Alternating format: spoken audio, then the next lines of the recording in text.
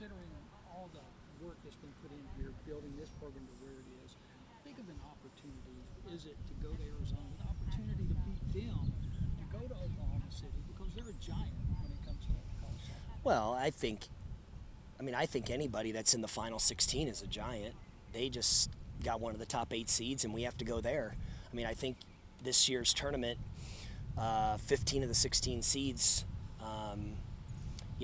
advanced, and so yeah, Arizona's a giant. They've got national championships, and Mike Candrea is a Hall of Famer, and the other storylines are one of my former coaches is now the pitching coach over there, who is an icon in Arizona, and so. I guess you could say we're going to face the Giants. It's David and Goliath, if you want to use that now.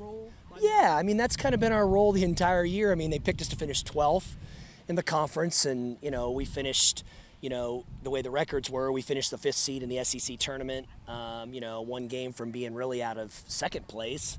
The way we played, and of course, I still feel like even though we were 11th seed here, we were the underdogs in our own regional. But it is what it is, and that's kind of been our story all year. We know we're going to be the underdogs, and I think people are not giving us enough credit still to this point. There's some naysayers out there that, we just don't swing the bats enough. We've got decent pitching, but can we hold off the big power hitters of Arizona? And, of course, the ball's going to travel a little bit there, but the sun beats down on that ground, and we've got an advantage with our slappers too and our speed. And so I think, the game's going to be won and lost probably on defense.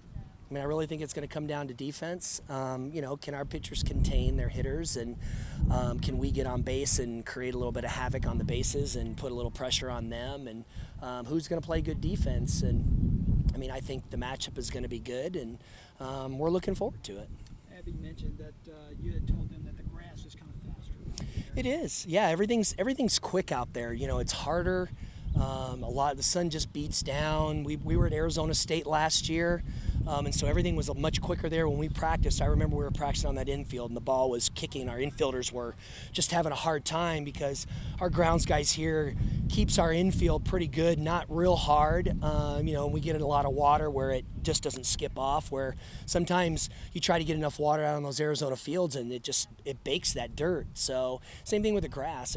They cut it low, and they want that ball to get in those gaps and travel quickly to the wall. And so we just have to do a good job. We're going to take it to our advantage when we practice and really kind of see how those balls get through the infield and how it gets through the outfield grass, and know that our outfielders may have to take a little bit different angles, and our infielders may have to field ground balls a little bit differently.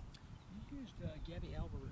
Yeah. Over the course of the weekend as a designated player, and Finney's bat wasn't even in the lineup on Sunday. Talk about what Gabby did this weekend, because I thought she hit the ball very well.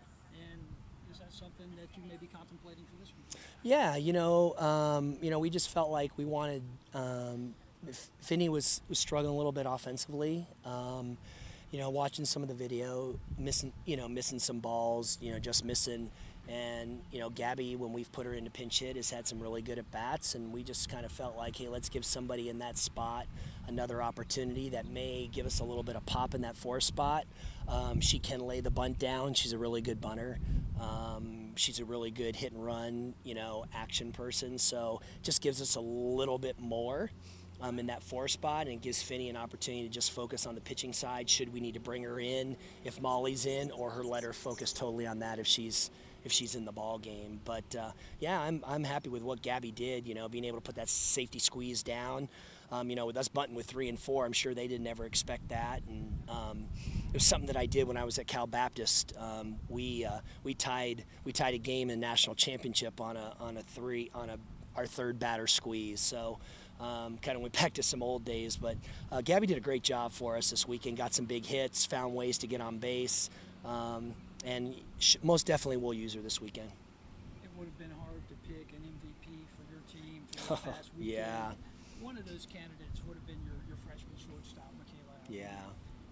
I know we've talked about her. She's got a great on-base percentage and everything, but considering how she started off the season at the plate swinging and where her batting average is now, what she did in this tournament, your thoughts on her development? Yeah, Michaela Ellie has literally grown up in front of our eyes and matured.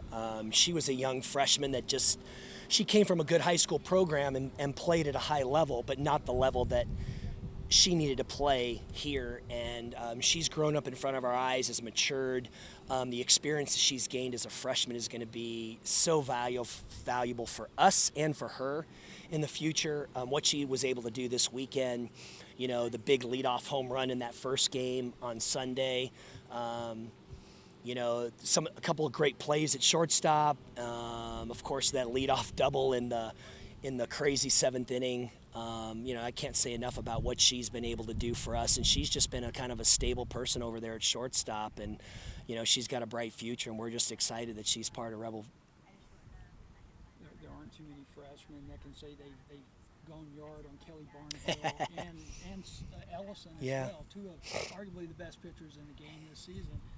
Does she have power potential moving ahead? Yeah, she's got power potential. She hit 2 home runs, so yeah, she does. I think her biggest thing is just she needs to attack the ball a little bit earlier in the count. She gets herself buried in counts, and then she has to swing at some bad pitches. And again, that's just going to take a little bit of time from maturity. And we're happy with where she's at right now, and just finding a way to get on base for us. I mean, that's a big key. And there's times if she's struggling a little bit, we'll try to bring somebody off the bench. But we know that she's going to be stable there at shortstop for us. And we're happy with just the maturity and the production that she's given us this year.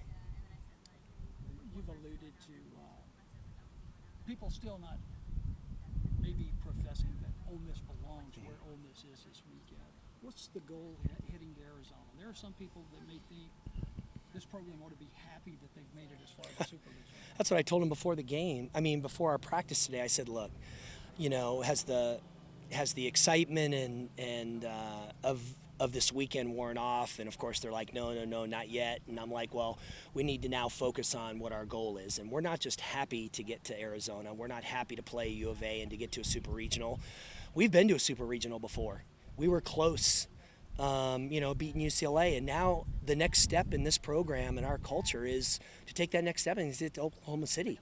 So we're not just happy in getting to Arizona. We want to win this thing. We want to be able to get to Oklahoma City and have an opportunity to win a national championship. That's been our goal from day one.